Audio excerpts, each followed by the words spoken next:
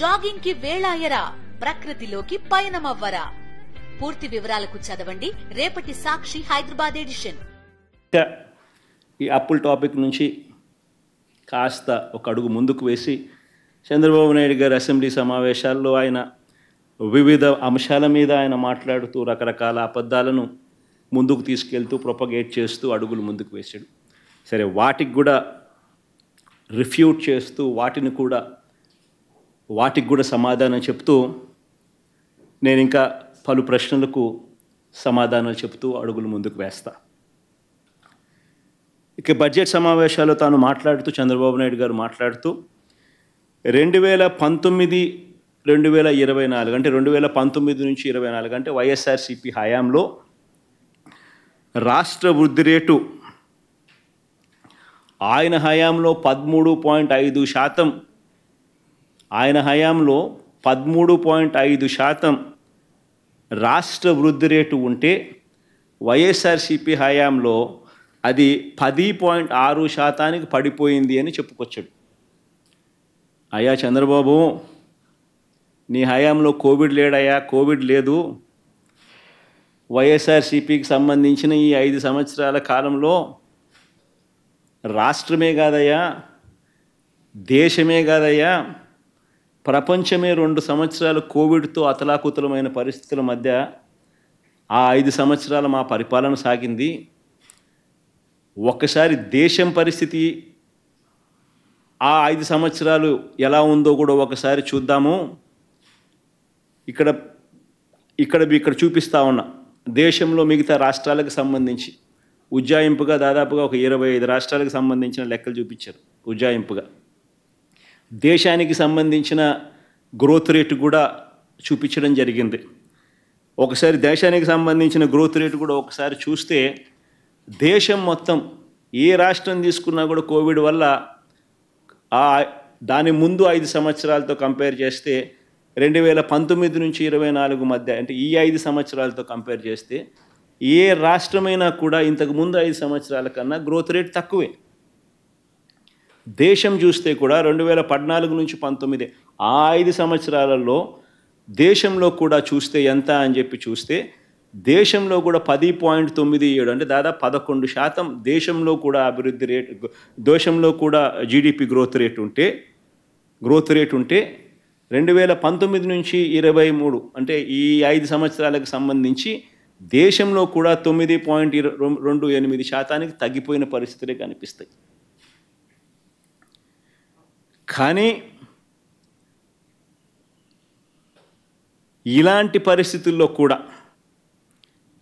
ఇలాంటి ప్రతికూల పరిస్థితుల్లో కూడా కోవిడ్ 2 సంవత్సరాలు ఉన్నప్పటికీ కూడా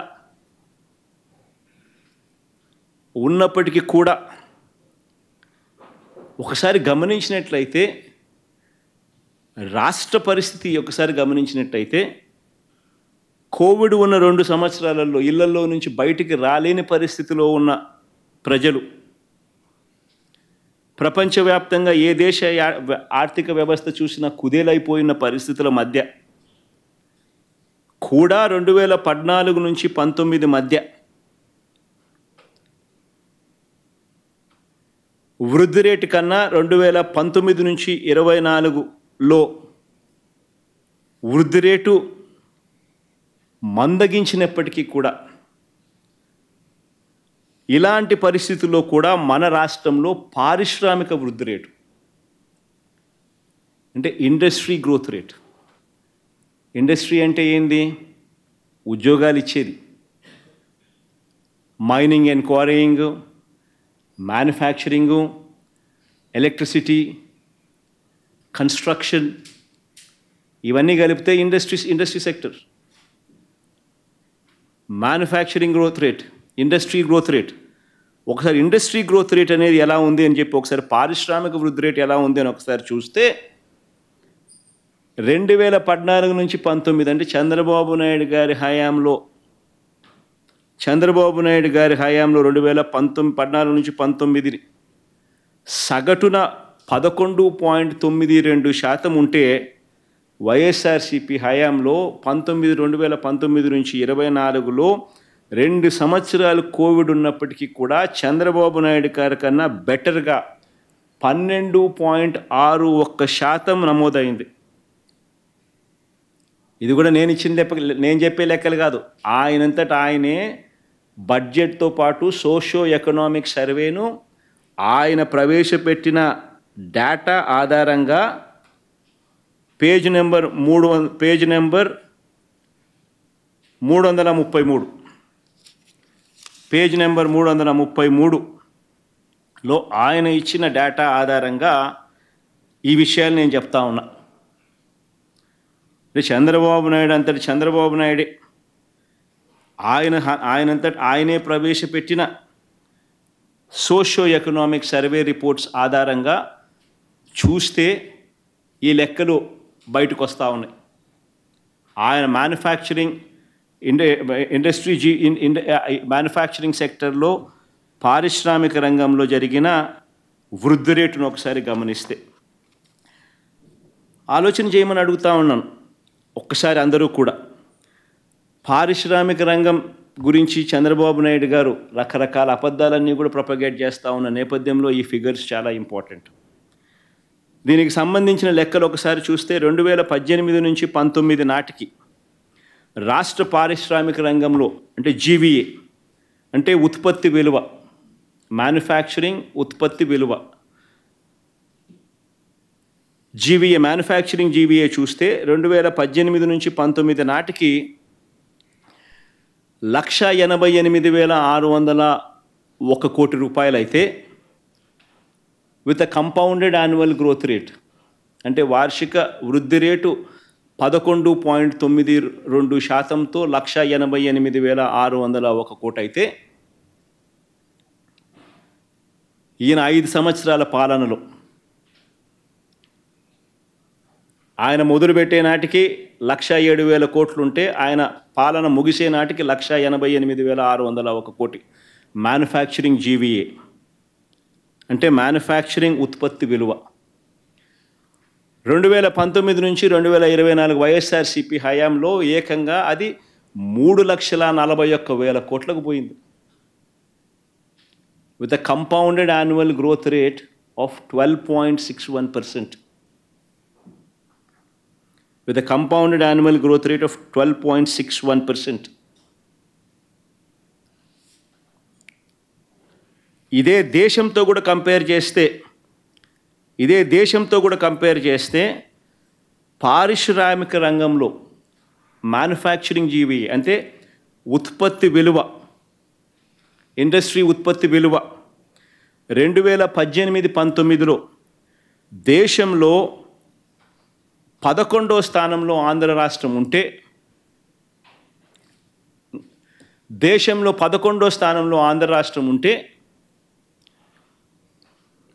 ఇది పర్ క్యాపిటల్ ఇది దేశంలో 11వ స్థానంలో ఆంధ్ర రాష్ట్రం ఉంటే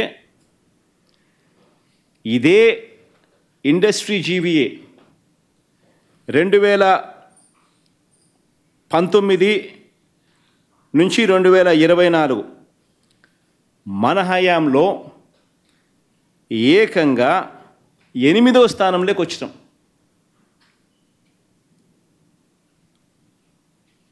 పారిశ్రామిక రంగంలో జీవీఏలో 2018-19 సంవత్సరంలో చంద్రబాబు నాయుడు గారి చివరి సంవత్సరంలో దేశంలో మనం 11వ స్థానంలో ఉంటే 188,000 కోట్ల రూపాయల జీవీఏతో 2000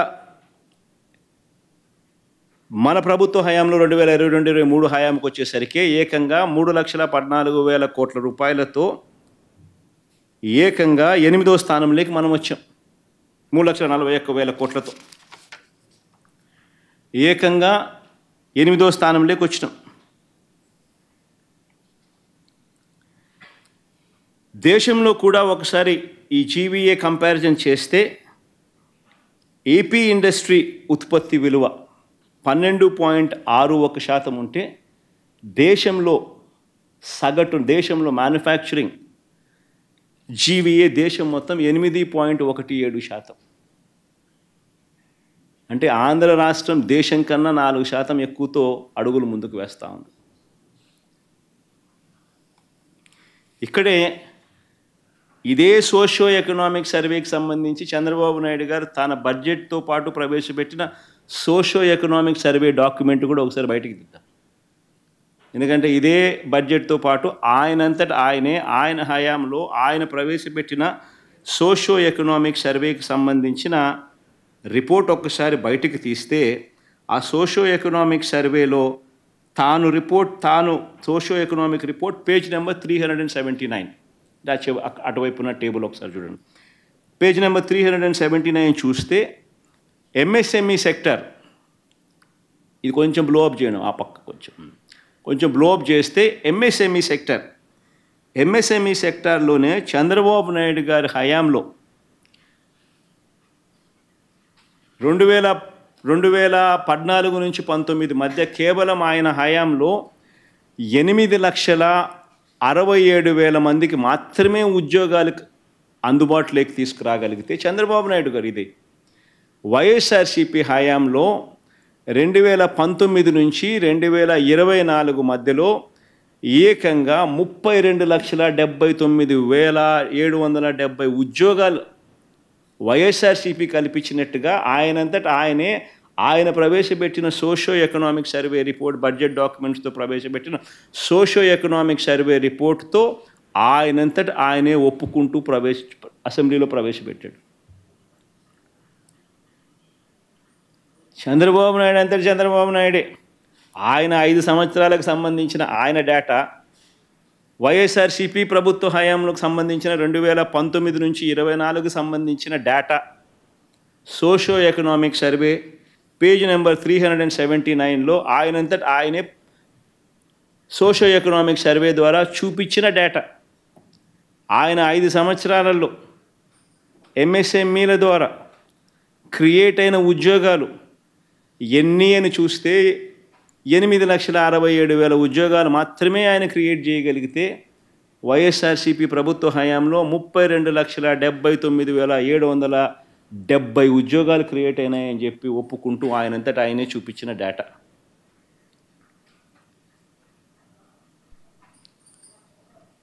ఎవరి హయాంలో అభివృద్ధి రిజిస్టర్ అయింది అని ఒక్కసారి గమనించమని అడుగుతా ఉన్నా.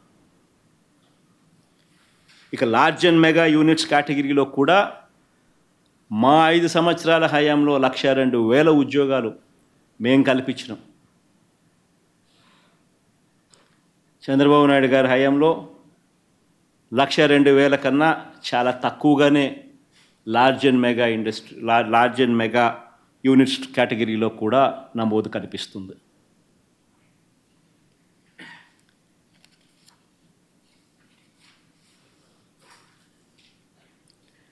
చంద్రబాబు గారి అబద్ధాలను నిజంగా ఏ స్థాయిలో తాను అబద్ధాలు ఆడుతూ ఉంటాడు అని చెప్పి చెప్పడానికి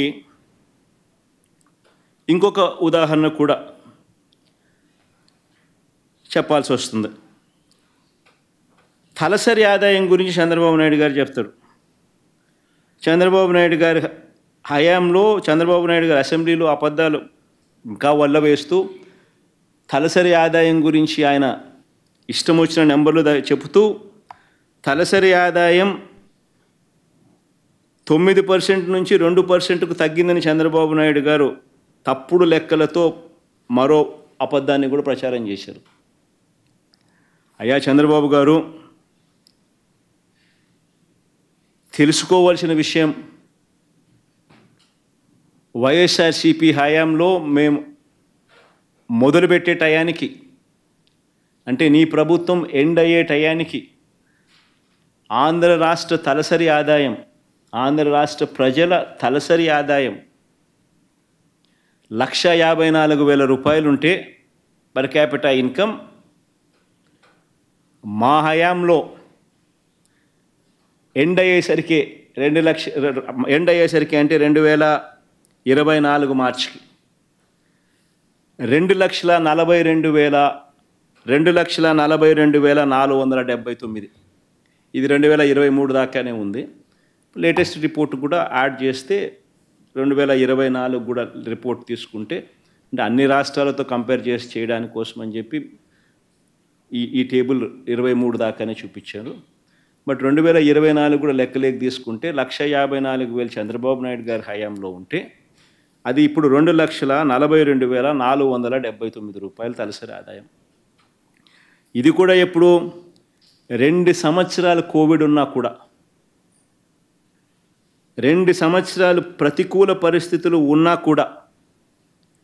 ఎందుకు ఈ విషయాలు చెప్తా ఉన్నానంటే 2 సంవత్సరాల ప్రతికూల పరిస్థితులు ఉన్నా కూడా తలసరి ఆదాయం విషయంలో ఆంధ్ర రాష్ట్రం చంద్రబాబు నాయుడు గారి హయాంలో 2014 నుంచి 19 మధ్య దేశంలో 18వ స్థానం ఉంటే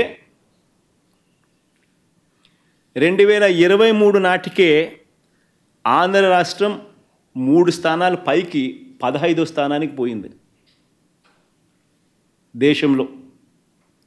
బహుశా ఇప్పుడు 2,42,000 కాబట్టి ఇంకా 15వ స్థానం నుంచి ఇంకా కాస్త ఇంప్రూవ్మెంటు, ఇంకా ఏ 13వ స్థానమో 14వ స్థానమో ఈ సంవత్సరం లెక్కలు కూడా బయటకు వస్తే, మిగతా రాష్ట్రాలకు సంబంధించిన లెక్కలు కూడా బయటకు వస్తే ఇంకా ఇంప్రూవ్మెంటే కనిపిస్తుంది కానీ ఇంకా తగ్గుదల కనపడదు.